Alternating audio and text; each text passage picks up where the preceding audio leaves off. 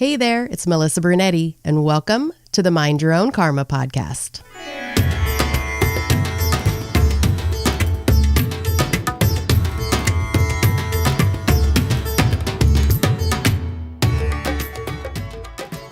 Hi, everyone, and thanks for listening today to another Fireside Adoptee Fire Speaker series. I'm Melissa Brunetti, your host today, and I have an adoption podcast, Mind Your Own Karma, the Adoption Chronicles, and I'm on the leadership and interview team here for Fireside Adoptees.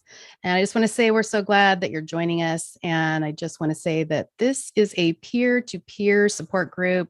We are not licensed therapists or doctors, and anything said here today should not override any advice you have received from a medical professional. That being said, I'm really excited to introduce Simon Ben to you today. Simon is an adoptee who always knew he was adopted. He didn't really experience any personal adoption trauma until he hit about 40 years of age, when he found out that a teddy bear that he had had since childhood was actually a gift from his birth mother. And this news immediately triggered feelings of anger and rejection, but ultimately it sparked a curiosity inside Simon that led to healing and a need to help others on their adoption journey. Simon has said that his personal story is just that. It's very personal to him. And from my experience, from speaking with him myself, he loves to question and to go deep into introspection and theories to discover the truth about himself. And everyone's combination is different. And you may not agree with some of the things expressed today, but I do ask you to keep an open mind about what you hear. Have an open curiosity. Simon loves to explore possibilities and is on a mission to find his true self and possibly help you find yours as well. So welcome, Simon, and thank you for coming and sharing your experience with us today. Thank you, Melissa. Really looking forward to this conversation. Yeah, curiosity and openness. I think that's what moves us forward. You know, when otherwise we stay locked down and locked into our trauma. Openness and curiosity is the key thing, right? Yeah. Now, I know you don't like the storytelling part, telling your story, but I'm going to ask you to tell a little bit, whatever you want to share with us, so that we can grasp your perspective a little bit better. Yeah, sure. So I'm what am I now? 56. Yeah, 56 years old. I was adopted at 5 weeks old by my mum and dad, who couldn't. There's some fertility issues. They couldn't have biological kids. They've done a lot of fostering, and then they were approved to be adopted parents. And they adopted me, and they also adopted a little sister, not a biological sister, so a sister from a different mother, a couple of years later. And we were told very young. I was told actually on the way to collect my little sister. That's apparently when I was told. And so, yeah, I always felt, I always felt that they were my mum and dad, and that was the truth. So we were well attached. So I didn't go through some of the terrible stuff that I've heard from others, for other adoptees. And kind of like, my heart goes out to them, because if the primal wound exists, I talk about mine being a paper cut. Yeah. And for others, it's like somebody's. It's like that the great white shark from Jaws has come along and a bitten a side out of them. Taking a real big hold of them. Yeah. So. Yeah, I went into the family business. I worked with my dad, and that was very up and down. Sometimes we got on very well together, but he was a tough guy to work for many people, not just me. Around 40, I found out the teddy bear was from my birth mother. How did that come about? So my mum and dad, it was actually my 40th birthday, and my mum and dad came to collect me and my wife to go out for dinner at a local pub.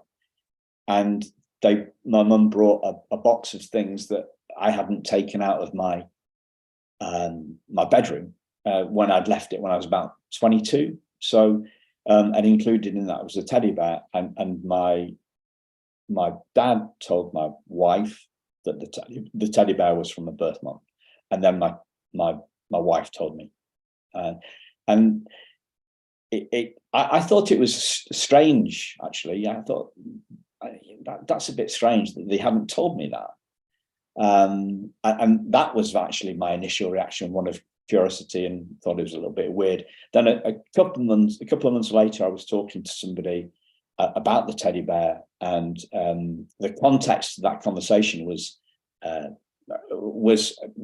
me having a bit of a tantrum. I was on a communications course, a communication skills course. We were doing actually horse whispering stuff. It was a little bit weird, but great fun. But I during one of those exercises, I got very frustrated. I got very angry, and the lady who was running the course said, "There seems to be you seem to have some anger issues, Simon, and is there something going on for you? If you ever want to talk to me about it, then I'd be happy to do that." And I was like, yeah, I want to know. This is my curiosity in one very nuggety example, So as she figured, she said to me, "You've got an issue," and that she would maybe help me address. And I went to see her, and during the context for the conversation was my anger in this communication skills course, and I told her about the teddy bear, and then this came out about my anger towards my birth mother, which I'd never felt before. I'd never given her a second thought. I really hadn't. And I said she didn't love me enough to effing keep me. And she gave me this effing consolation prize of a teddy bear. So that was the context. Yeah. And this is the bear, right? Yeah.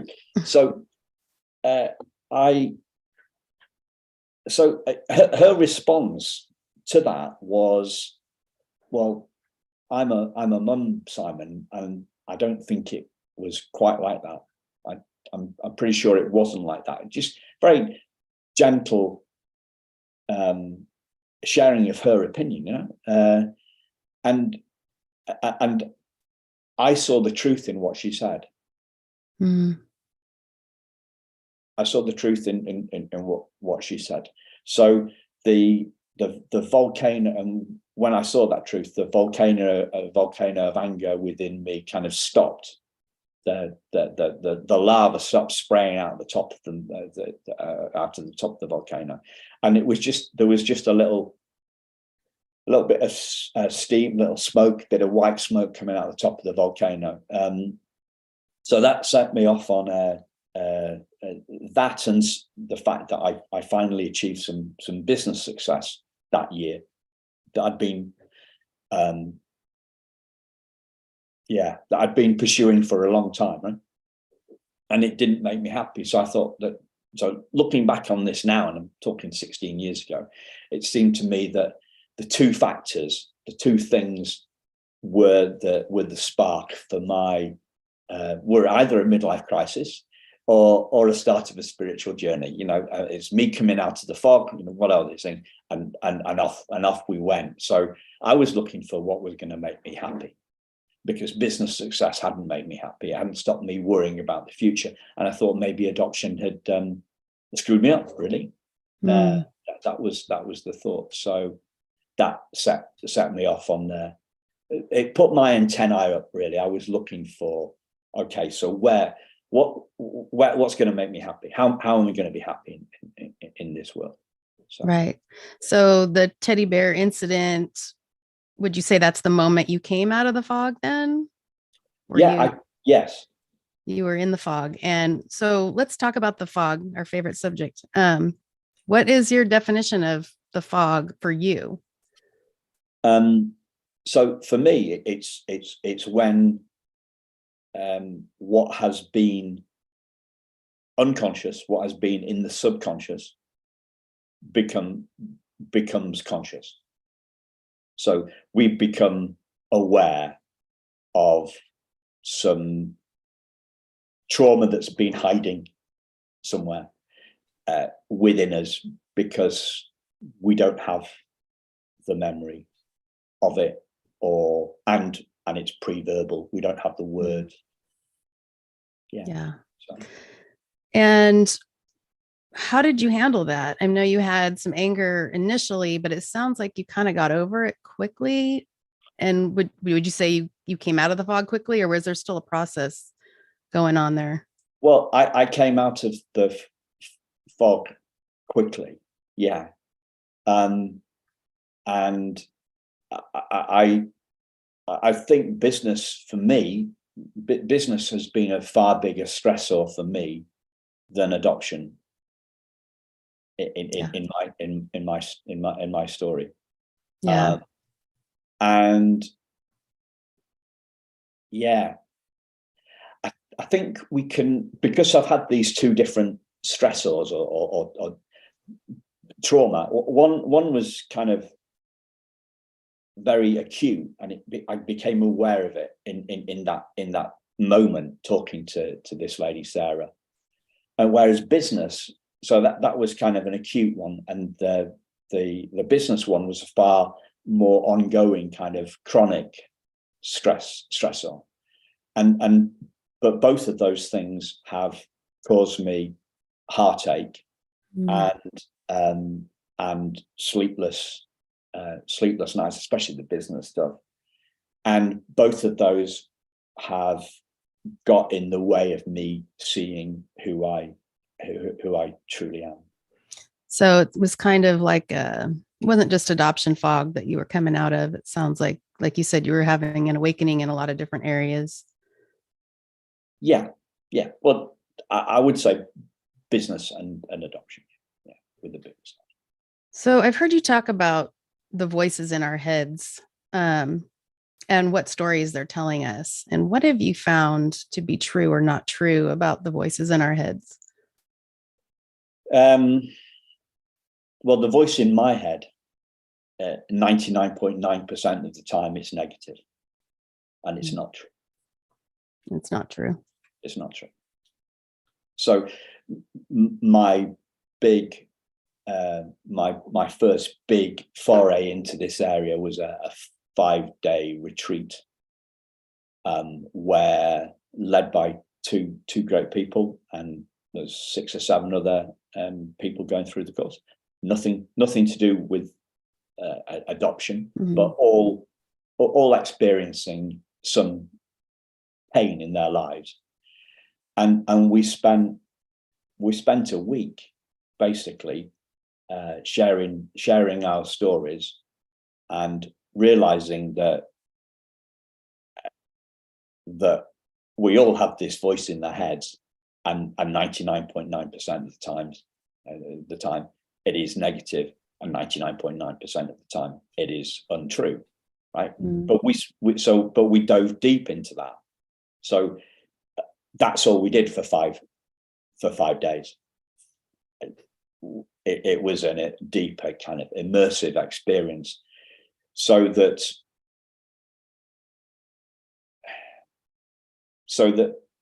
it's not about a theory.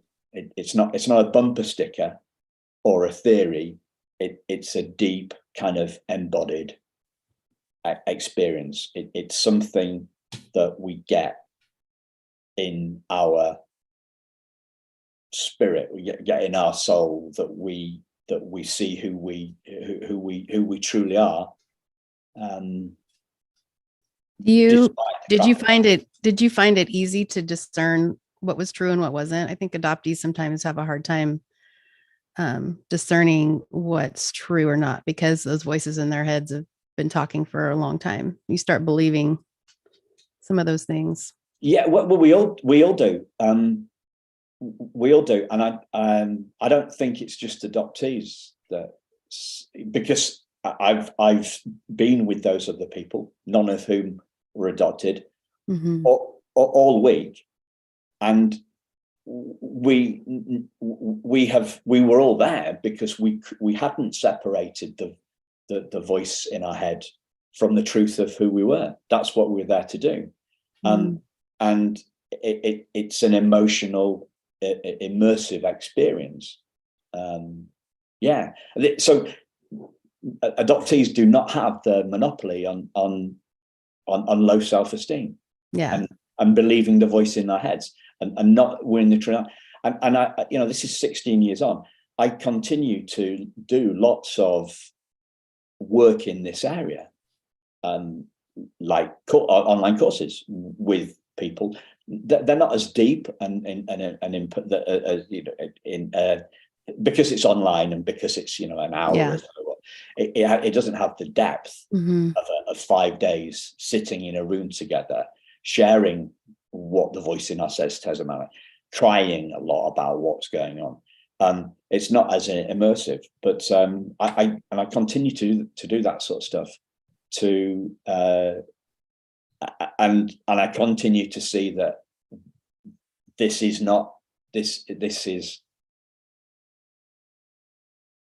a challenge that every human being has. Yeah. I just feel like adoptees have it from relinquishment on. So it's something that is almost ingrained in us. Not that anyone necessarily put it there. Some have that story, but I think we say it to ourselves, because of relinquishment, that we weren't good enough. So it just kind of starts there and snowballs into, and I think as you get older, then it's hard to kind of discern what is me, what isn't me, that whole essence of who you are. And it's hard to discern. Is that true? Is that not true? But a lot of people, not just adoptees, have that, but yeah. So let's talk about the primal wound a little bit. You said yours was just a paper cut. And so do you think, because I know you're into healing a lot, and we'll talk about that in a minute, but do you think it's possible to heal the primal wound, or do you think it's something that we just have to manage? Well, I believe that we are unwoundable. So I have definitely felt wounded. Okay. But I am not my feelings. So I realize this. Well, I feel that it can become a bit of a smart ass comment, right? So my metaphor for I've got a couple of metaphors for this. So the first metaphor, my favorite one, is the fist, right? Have I shown you this? You have. Shown me. Maybe the other people on the content, right? So instead of a primal wound, my metaphor for trauma, adoption trauma, is a fist, and the reason it's a fist is because when I came out of the fog, it was with anger, right? So angry people, angry blokes go around and hit people, and I have been hit in the past, and I've hit other people in the past. I have been angry, right? So it's white knuckling it. We're white knuckling it through life, and we're angry about stuff. So that's what we kind of look like on the outside, the anger, right? So that's my metaphor. So, but the natural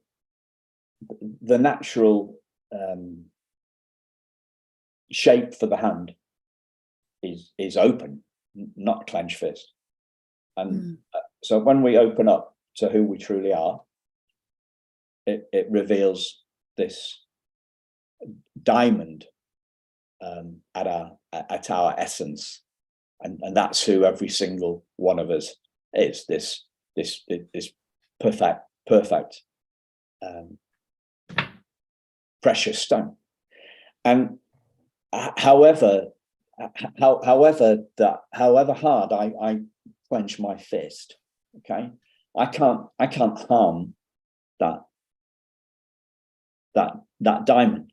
And that diamond, and diamonds are the really tough substance. So if I had a knife, I wouldn't be able to actually cut the diamond. So if I can't cut the diamond, I can't wound it. So I can't wound it. So if there's no wound, there's going to be no bleeding. There's going to be no need to sterilize the diamond. There's no need for bandages or sutures or anything like that. The diamond is hidden by the trauma. So what I'm doing basically is I'm separating me and us, from our trauma, from who we are. And you talked to about earlier about difficulty separating, or what did you say? You talked about distinguishing the truth. Yeah. When the voice in our head is lies, right? Well, 99.9% of it is lies, but it's not who we are. We are not the voice in the head. We're the one that hears them, and we're not our trauma, because the trauma is here, and the trauma, it hides the diamond very successfully, and the diamond is completely hidden from you. It's completely hidden you by the trust, but it doesn't damage it, and it isn't. The two completely different things. So if I took that knife, right, if I could cut my hand, and my hand would bleed, but I can't cut the diamond. So I have felt wounded, right? I have felt wounded, but I have not been wounded, because that's not who you are. Our feelings aren't who we are. Our feelings, our feelings come and go, and so they are intermittent. They change over time, but the truth of who we are never changes. Yeah. So what have you discovered in going through your healing process? I was talking about everyone has their own combination. What was your combination? What have you figured, or have you figured it out yet? Are you still in the process of figuring out? So I'm in the process of seeing that more of the time.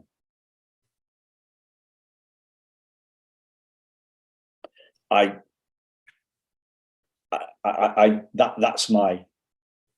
And what have you been doing, though, specifically to find that diamond? Well, I found that diamond on that first course 16 years ago. And then been uncovering it ever since through. Sorry? And just been uncovering it ever since. I have been deepening my understanding that is who I am, and that is who we all are since then. And I've been doing that by reading books. So a great book on this subject is the what's it called? It's a Don Miguel Ruiz book. Don Miguel Ruiz book called The Voice of Knowledge. And the first voice, the first 30 minutes of that, and it's like a son of a Toltec shaman or something like that, and who's an MD in New Mexico or California, I can't remember, but he talks about the voice of knowledge, and the voice of knowledge, and he relates it to Adam and Eve, and the fallen angel, and the voice of knowledge and the liar in our heads. Mm. So Don Miguel Ruiz, I listen to that book all the time, and other consciousness people that are talking about consciousness and awareness. So it's like you started to uncover that diamond and discovered maybe that was where your happiness was, because you said you weren't happy with a lot of things, business and so once you get a taste of that, you just started digging deeper. So it's deepening the knowledge. So probably the closest that I can get to it is like you learn a language at one level and then just keep on deepening it. So I speak a bit of German, I speak a bit of French, right? I have spent far more time in Germany than I have in France. I've done language school in Cologne. I worked in a coffee factory in Berlin. So my knowledge of German is far better than my knowledge of French, because I have studied it more in depth, and that's what it's all about. And I think that the mistake that I've made in the past is I've thought it's once and done. Mm. So it isn't a once and done thing. It's not like riding a bike or not riding a bike. It's like not riding a bike, riding a bike without falling off, and then winning the Tour de France. There's The layers. There's the layers, and then winning it again next year the following year in a better time. So it's not a once and done. Yeah. It's not a once and done thing. Right. So you have a podcast called Thriving Adoptees. And what are you hoping people get out of your podcast when they're listening? Insights into how they can heal. So I've got my perspective. I want the Thriving Adoptees podcast is mainly about the guests' experience. But you don't do a lot of storytelling. You like to focus on theories I like to focus on the insights. Yeah. I like to focus on what people's insights are. And there's a very big reason for that, because the story in my head about who I was totally wrong. So if people are regurgitating a false story about who they are, then the more we kind of repeat it to ourselves, the more we're going to be locked into that story, reinforcing it, and we're going to be, that's going to keep us stuck, because that's what I did, right? So that was part of your combination. That was part, I believed the story in my head. Yeah. I thought I was the story in my head. I thought I was I thought I was the voice in my head. There's no separation between me, the voice in my head, no separation between the truth and the lies. There's no separation between the truth of who I am and the lies that I had about myself. And this voice of knowledge, the Don Miguel Ruiz book, if people are interested in this voice in the head thing, then he sums it up in a beautiful way in that voice of knowledge thing. So yeah. Okay. And I know you have a upcoming event called Healing Our Primal Wound. You want to talk about that a little bit? Yeah. So it's going to be me talking about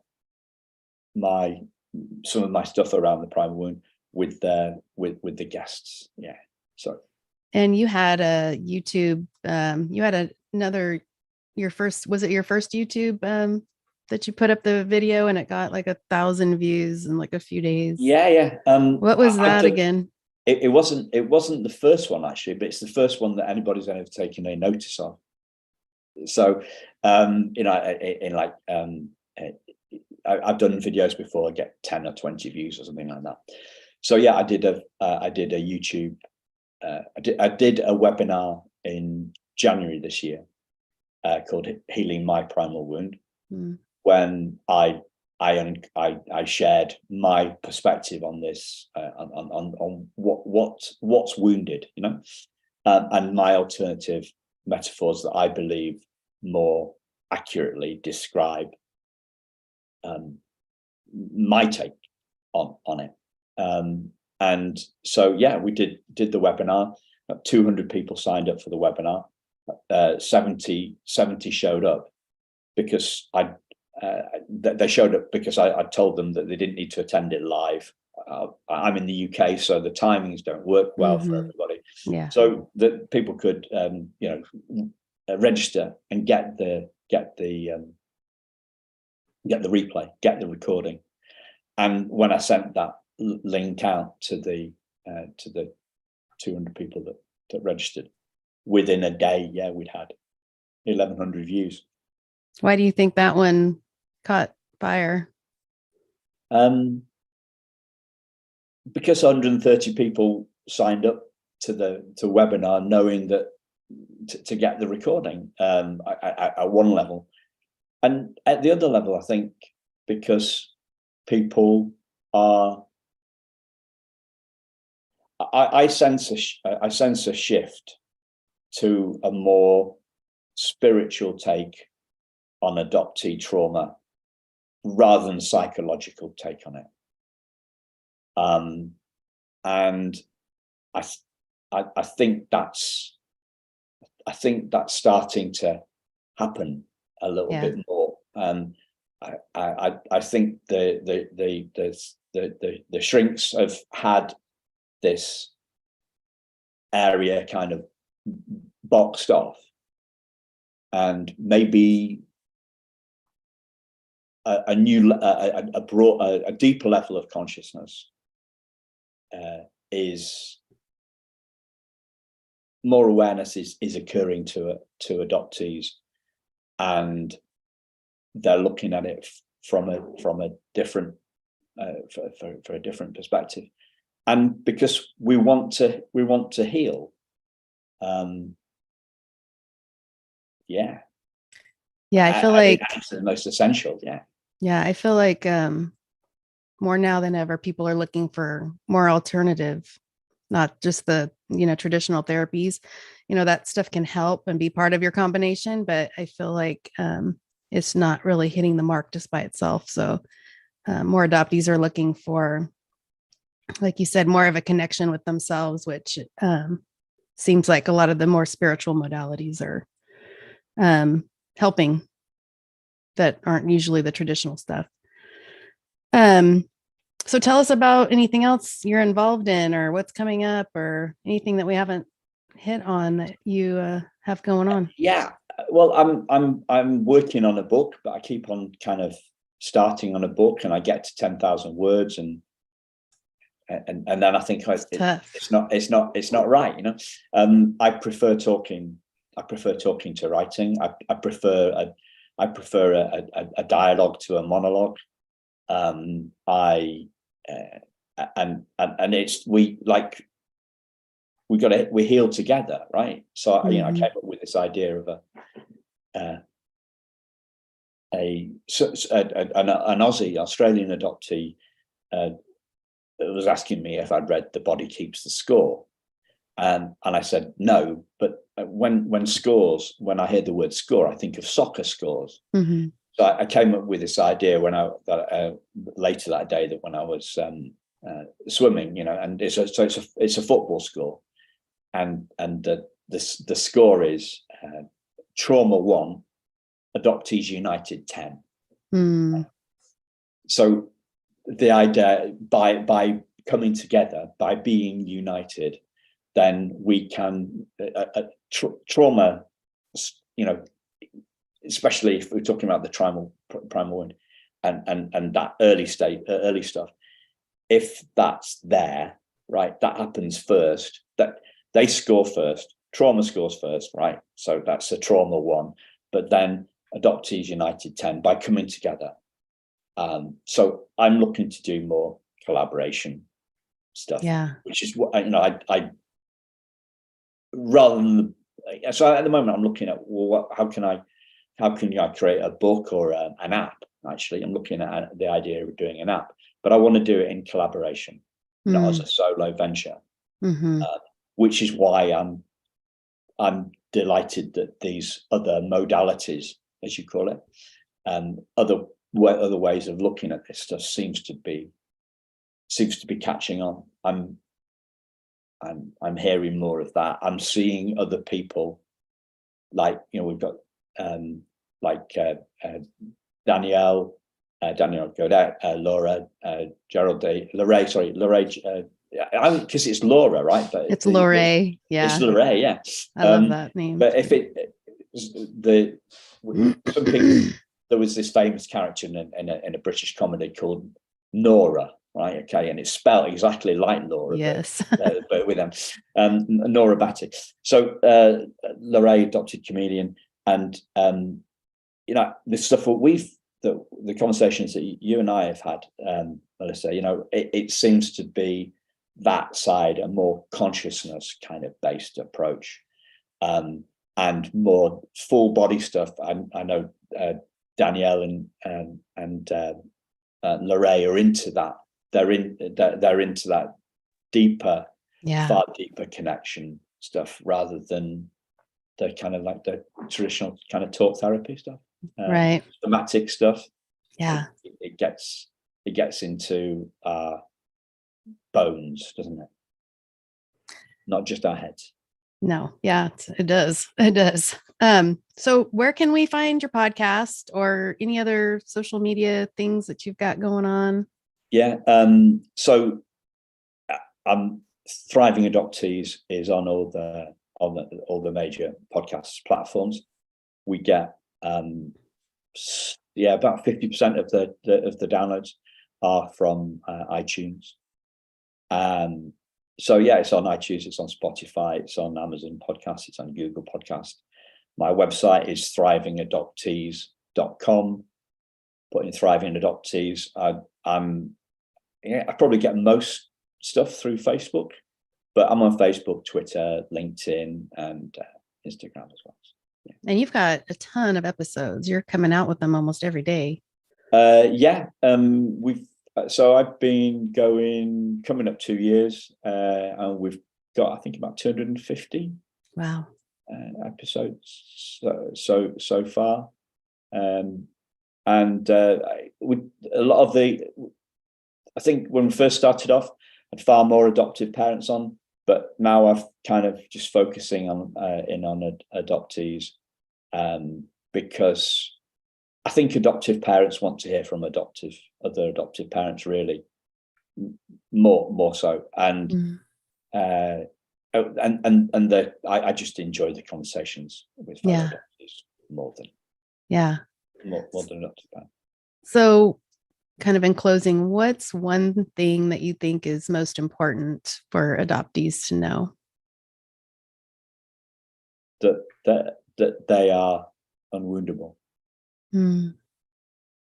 That we all feel wounded, but the essence of who we are, the truth of who we are, the spirit, the consciousness, the awareness that we are, is not a thing. And if it's not a thing, it can't be cut. And if it can't be cut, it can't be wounded. And don't take my word for that. Explore it. Ask yourself, what is it that's wounded?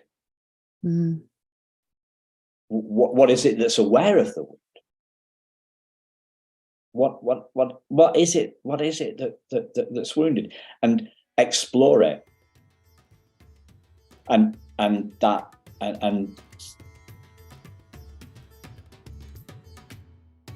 explore that essence. Try and find that essence. We all feel wounded, but be curious.